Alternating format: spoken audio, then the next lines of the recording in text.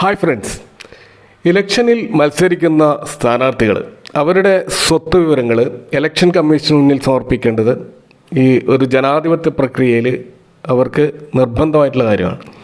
അപ്പോൾ അത്തരത്തിൽ സമർപ്പിക്കപ്പെടുന്ന സ്വത്ത് വിവരങ്ങളിൽ മൂവബിൾ പ്രോപ്പർട്ടീസിൻ്റെയും ഇമ്മൂവബിൾ പ്രോപ്പർട്ടീസിൻ്റെയും വിവരങ്ങൾ കാണുകയും, ഇമ്മൂവബിൾ എന്ന് പറയുമ്പോൾ ബിൽഡിങ്, മറ്റ് ലാൻഡ് തുടങ്ങിയവയാണ് ഇമ്മൂവബിൾ, നമുക്ക് മാറ്റാൻ പറ്റാത്ത സ്വത്തിൻ്റെ വിവരങ്ങൾ.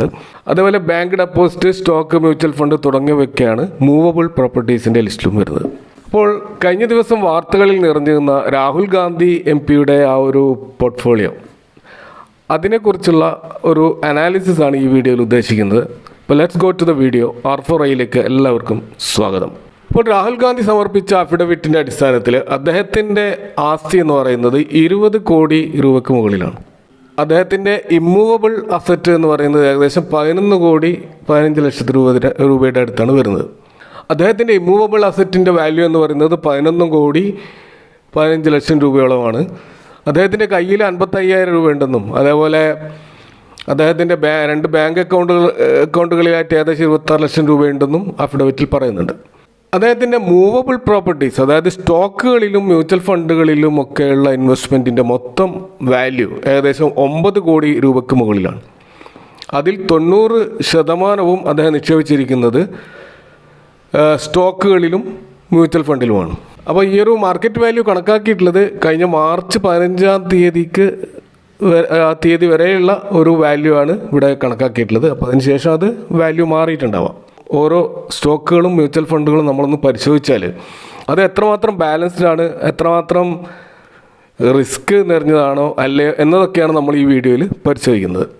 രാഹുൽ ഗാന്ധിയുടെ പ്രായം 53 ആണ്. 53 വയസ്സാണ് അദ്ദേഹത്തിൻ്റെ പ്രായം. അപ്പോൾ ഒരു തമ്പ് റൂൾ പ്രകാരം, അതായത് ഒരു അലിഖിതമായ ഒരു നിയമപ്രകാരം പൊതുവേ നമ്മൾ പറയാറുള്ളത്, നമ്മുടെ വയസ്സിനെ 100 കൊണ്ട് മൈനസ് ചെയ്താൽ എത്ര വാല്യൂ ആണ് കിട്ടുന്നത്, അത്ര ശതമാനം മാത്രമേ നമ്മൾ ഈക്വിറ്റികളിൽ എക്സ്പോഷർ ഉണ്ടാകാൻ പാടുള്ളൂ. അപ്പോൾ അങ്ങനെ നോക്കുമ്പോൾ രാഹുൽ ഗാന്ധിയുടെ വയസ്സ് 53 ആണ്. അപ്പോൾ 100-ൽ നിന്ന് 53 മൈനസ് ചെയ്താൽ 47 ആണ് കിട്ടുക. അപ്പോൾ 47% അദ്ദേഹത്തിന് ഈക്വിറ്റികളിൽ ഇൻവെസ്റ്റ് ചെയ്യാം. എന്നാൽ ഇവിടെ അദ്ദേഹം ഇൻവെസ്റ്റ് ചെയ്തിട്ടുള്ളത് 90% മുകളിലാണ്. അദ്ദേഹത്തിൻ്റെ നോൺ ഈക്വിറ്റി ഇൻവെസ്റ്റ്മെൻറ്റ് എന്ന് പറയുന്നത് വെറും 1 കോടിക്ക് അടുത്ത് മാത്രമാണ്. അതായത് സോവറിൻ ഗോൾഡ് ബോണ്ടിൽ ഏകദേശം 15 ലക്ഷം രൂപയും, അതേപോലെ ബാങ്കുകളിൽ അദ്ദേഹത്തിന് 26 ലക്ഷം രൂപയുടെ നിക്ഷേപവും, അതുകൂടാതെ പ്രൊവിഡൻറ്റ് ഫണ്ടിൽ 61 ലക്ഷം രൂപയുമാണ് ഇത് നിക്ഷേപിച്ചത്. അതായത് ഈ ടോട്ടൽ ഈക്വിറ്റി അല്ലെങ്കിൽ ഈ ഒരു മൂവബിൾ പ്രോപ്പർട്ടിയുടെ ക്യാപിറ്റലിൻ്റെ 10% മാത്രമാണ് സ്റ്റോക്ക്, മ്യൂച്വൽ ഫണ്ട് അല്ലാത്ത ഫിക്സഡ് ഇൻകം പോലെയുള്ള ഇൻവെസ്റ്റ്മെൻറ്റിൽ അദ്ദേഹം ഇൻവെസ്റ്റ് ചെയ്തിട്ടുള്ളൂ. അപ്പോൾ 11 കോടിക്ക് മുകളിൽ ഇമ്മൂവബിൾ പ്രോപ്പർട്ടി സ്വന്തമായുള്ള ഒരു വ്യക്തി എന്നുള്ള നിലയ്ക്ക് അതിൽ നിന്നുള്ള ഇൻകം അദ്ദേഹത്തിന് വരുന്നുണ്ടാവാം. അപ്പോൾ ബിൽഡിങ്ങുകൾ, മറ്റ് ലാൻഡുകൾ, മറ്റ് അസറ്റുകളിൽ നിന്നൊക്കെ അദ്ദേഹത്തിന് വരും. അതുകൊണ്ട് തന്നെ ഹൈ ഈക്വിറ്റി അലോക്കേഷൻ നമ്മളൊരു വലിയൊരു കാര്യമായിട്ട് എടുക്കേണ്ടതില്ല എന്നാണ് തോന്നുന്നത്. ഇപ്പോൾ രാഹുൽ ഗാന്ധിയുടെ ഈ സ്റ്റോക്ക് പോർട്ട്ഫോളിയോ നോക്കിയാൽ ഏകദേശം 25ഓളം സ്റ്റോക്കുകൾ നമുക്ക് കാണാൻ കഴിയും. ഈ കറണ്ട് മാർക്കറ്റ് വാല്യൂ പ്രകാരം അതിൻ്റെ മൊത്തം വാല്യൂ കണക്കാക്കിയാൽ 4 കോടി 33 ലക്ഷത്തിന് മേലെയാണ് അതിൻ്റെ മൊത്തം വാല്യൂ വരിക. അപ്പോൾ അദ്ദേഹം ഹോൾഡ് ചെയ്യുന്ന ഈ സ്റ്റോക്കുകൾ നോക്കിക്കഴിഞ്ഞാൽ 72% മേലെ ഹോൾഡ് ചെയ്യുന്നത് ലാർജ് ക്യാപ്പ് ബ്ലൂ ചിപ്പ് സ്റ്റോക്കുകളാണ്. അതിൽ തന്നെ നിഫ്റ്റി 50-യിലുള്ള 11ഓളം കമ്പനികൾ നമുക്ക് കാണാൻ കഴിയും. ഇപ്പോൾ Bajaj Finance, Nestle, Asian Paints, Titan, Hindustan Unilever, ICICI Bank, LTI Mindtree, Divi's Laboratories, Infosys, ITC, അതുപോലെ TCS. കൂടാതെ നിഫ്റ്റി നെക്സ്റ്റ് 50-യിലുള്ള 2 കമ്പനികൾ, ഇൻഫോഎഡ്ജ്, പിഡിലൈറ്റ്. ഇതാണ് അദ്ദേഹത്തിൻ്റെ ടോപ്പ് 100 നിഫ്റ്റിയിൽ 100 കമ്പനികളിലെ ബ്ലൂ ചിപ്പ് കമ്പനികളിലെ അദ്ദേഹത്തിൻ്റെ ഇൻവെസ്റ്റ്മെൻറ്റ്. ഇതാണ് പ്രധാനപ്പെട്ട സ്റ്റോക്ക് ഇൻവെസ്റ്റ്മെൻറ്റുകൾ. അപ്പോൾ ഇത് 72% മുകളിലാണ് ഈ ലാർജ് ക്യാപ്പിലുള്ള അദ്ദേഹത്തിൻ്റെ എക്സ്പോഷർ. എന്നാൽ മിഡ് ക്യാപ് സ്റ്റോക്കുകളിൽ അദ്ദേഹത്തിന് വളരെ കുറവാണ്, 8% മാത്രമാണ് കാണാൻ കഴിയുക.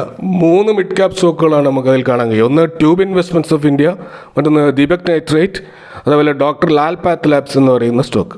സ്മോൾ ക്യാപ് സെഗ്മെൻറ്റിൽ നോക്കി കഴിഞ്ഞാൽ അദ്ദേഹത്തിൻ്റെ മൊത്തം സ്റ്റോക്കിൻ്റെ ആ ഒരു മാർക്കറ്റ് വാല്യൂവിൻ്റെ ഏകദേശം 19% സ്മോൾ ക്യാപ്പിൽ അദ്ദേഹം ഹോൾഡ് ചെയ്യുന്നത്. അപ്പോൾ അത് 20% കൂടുതൽ സ്മോൾ ക്യാപ് സെഗ്മെൻറ്റിൽ ഇൻവെസ്റ്റ് ചെയ്യാതിരിക്കാൻ ഇവിടെ പ്രത്യേകം ശ്രദ്ധിച്ചതായിട്ട് നമുക്ക് കാണാൻ കഴിയും. സ്മോൾ ക്യാപ് സ്റ്റോക്കുകൾ നോക്കിക്കഴിഞ്ഞാൽ ഏകദേശം 8 സ്റ്റോക്കുകൾ കാണാൻ കഴിയും. സുപ്രജിത്ത് എഞ്ചിനീയറിംഗ് ലിമിറ്റഡ്, അതുപോലെ Garware Technical Fibres Limited, Moldtek Packaging Limited, അതുപോലെ GMM Pfaudler, Fine Organics, Alkyl Amines, Vinyl Chemicals, അതുപോലെ വെർട്ടോസ് അഡ്വൈസിംഗ്. ഇതൊക്കെയാണ് അദ്ദേഹത്തിൻ്റെ സ്മോൾ ക്യാപ്പ് ഒരു മൈക്രോ ക്യാപ്പ് സെഗ്മെൻറ്റിൽ കാണുന്ന സ്റ്റോക്കുകൾ. അപ്പോൾ അദ്ദേഹത്തിൻ്റെ സ്റ്റോക്ക് ഹോൾഡിങ്സ് നോക്കിക്കഴിഞ്ഞാൽ ഏറ്റവും അധികം ഹോൾഡിംഗ് ഉള്ളത് പിഡിലൈറ്റ് ഇൻഡസ്ട്രീസ് എന്ന് പറയുന്ന സ്റ്റോക്കിലാണ്. അപ്പോൾ ഈ സ്റ്റോക്കുകളിൽ 10% കൂടുതൽ ഇൻവെസ്റ്റ്മെൻറ്റ് വരാതിരിക്കാൻ പ്രത്യേകം ശ്രദ്ധിച്ചതായി കാണാം. കാരണം ഈ പിഡിലൈറ്റിലാണ് ഏറ്റവും അധികം ഹോൾഡിങ്ങൾ. അത് 9 പോയിൻറ്റ് സംതിങ് ആ ഒരു ലെവലിലുള്ള ഒരു ഇൻവെസ്റ്റ്മെൻറ്റാണ് നമുക്ക് കാണാൻ കഴിയുന്നത്. മൊത്തത്തിൽ രാഹുൽ ഗാന്ധിയുടെ സ്റ്റോക്ക് പോർട്ട്ഫോളിയോ നോക്കിക്കഴിഞ്ഞാൽ വെരി ലോ റിസ്ക് കൺസർവേറ്റീവ് ആയിട്ടുള്ള ഒരു അപ്രോച്ചാണ് സ്റ്റോക്കുകളിൽ കാണാൻ കഴിയുക. ഇതേ റിസ്ക് അപ്പിറ്റേറ്റ് ഫോളോ ചെയ്ത് മിഡ് ക്യാപ്പിൽ 22% ശരിക്ക് അദ്ദേഹത്തിന് വർദ്ധിപ്പിക്കാം. ഇപ്പോൾ 30% എക്സ്പോഷർ മിഡ് ക്യാപ്പിൽ കൊണ്ടുവരാവുന്നത്. കാരണം മിഡ് ക്യാപ്പിൽ വളരെ കുറവാണ് എക്സ്പോഷർ. അപ്പോൾ കൂടുതൽ സ്റ്റോക്ക് പോർട്ട്ഫോളിയോക്ക് ഗ്രോത്ത് നൽകാനും മിഡ് ക്യാപ്പിലുള്ള അദ്ദേഹത്തിൻ്റെ എക്സ്പോഷർ വർദ്ധിപ്പിക്കാം, ലാർജ് ക്യാപ്പിലുള്ളത് കുറക്കാം. കാരണം ലാർജ് ക്യാപ്പിൽ ഏകദേശം 72% കാണുന്നുണ്ട്, അത് 50% ചുരുക്കാവുന്നതാണ്. ഇത് കൂടാതെ രാഹുൽ ഗാന്ധിക്ക് വെൽ ബാലൻസ്ഡ് ആയിട്ടുള്ള ഒരു ആക്റ്റീവ് മ്യൂച്വൽ ഫണ്ട് പോർട്ട്ഫോളിയോ നമുക്ക് കാണാൻ കഴിയും. അതിൽ ഏകദേശം 7 ഫണ്ടുകൾ കാണാൻ കഴിയുന്നുണ്ട്. അപ്പോൾ മൊത്തം മ്യൂച്വൽ ഫണ്ടിൻ്റെ ഇപ്പോഴത്തെ കറണ്ട് NAV വെച്ചിട്ടുള്ള വാല്യൂ നോക്കുകയാണെങ്കിൽ അത് 3,81,00,000 മുകളിൽ നമുക്ക് കാണാൻ കഴിയും. ഇപ്പോൾ സ്റ്റോക്ക് പോർട്ട്ഫോളിയോയുമായി താരതമ്യം ചെയ്യുമ്പോൾ ഇദ്ദേഹത്തിൻ്റെ മ്യൂച്വൽ ഫണ്ട് പോർട്ട്ഫോളിയോ കുറച്ചുകൂടി അഗ്രസീവ് ആണെന്ന് കാണാം. കാരണം ഇൻഡെക്സ് ഫണ്ടുകളോ ലാർജ് ക്യാപ്പ് ബ്ലൂ ചിപ്പ് ഫണ്ടുകളോ നമുക്ക് ഇദ്ദേഹത്തിൻ്റെ മ്യൂച്വൽ ഫണ്ടുകളിൽ കാണാൻ കഴിയില്ല. എന്നാൽ ഏറ്റവും അധികം എക്സ്പോഷർ ഇദ്ദേഹം കൊടുത്തിട്ടുള്ളത് സ്മോൾ ക്യാപ്പ് മ്യൂച്വൽ ഫണ്ടുകളിലാണ്. 36%.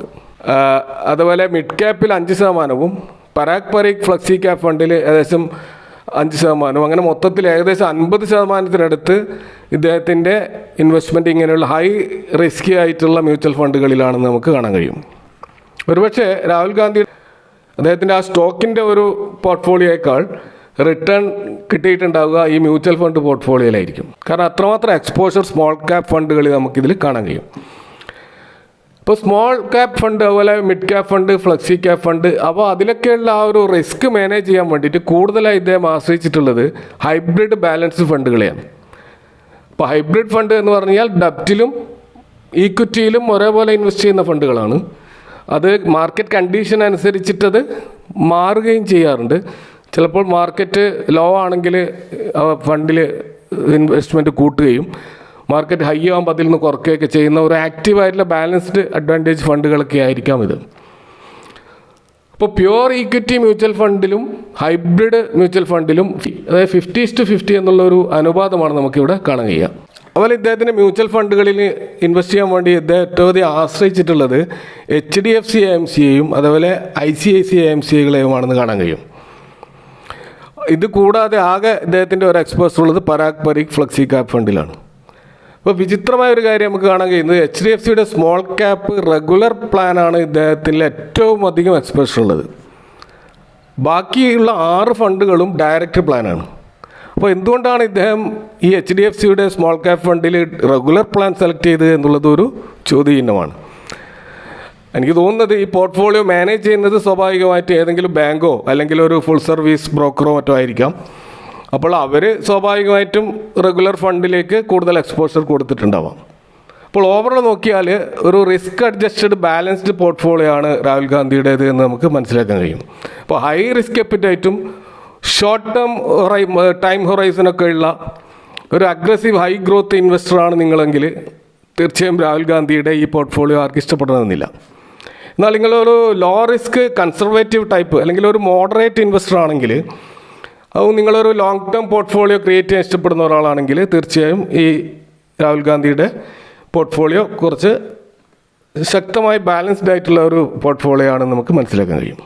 അപ്പോൾ നിങ്ങളുടെ അഭിപ്രായങ്ങൾ രേഖപ്പെടുത്തുക. Thank you for watching. See you next time with another video.